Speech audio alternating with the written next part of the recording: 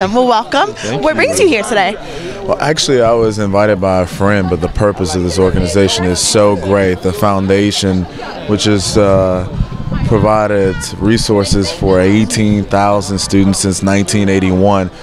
It's an incredible mission, and it reminds me of myself and how I grew up on the south side of Chicago without resources and went through programs that were quite similar.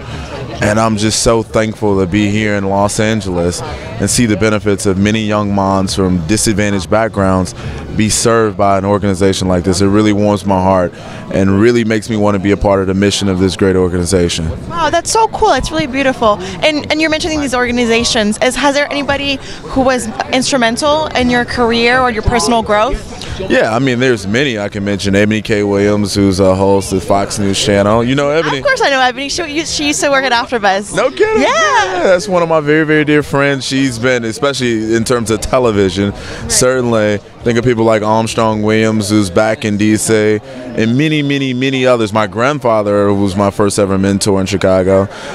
Yeah, certainly. There's been a lot of folks that have molded and shaped my being as well as my direct activity, which is a correlating factor to who I am today.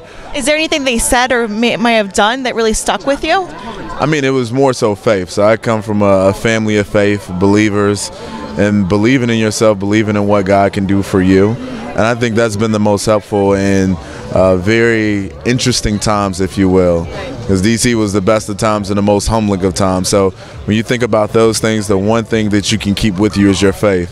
And I'm really appreciative of being taught that very early on. That's really beautiful. In terms of young people, when they're looking into the media, right, with all the craziness happening, what should they aspire to when they're looking into role models in the media? That's interesting. I mean, you got to go back to your core principles, who you are as a person, and hold on to it no matter what the rhetoric is of the day. Hold on to who you truly are, and don't be swayed by the talking points, the viewpoints, and rhetoric of different individuals, no matter how passionate those individuals are. Stick with core. You do you. You do you. I love that. Awesome. Thank you so much for talking to me. My pleasure. Thank you. Take care.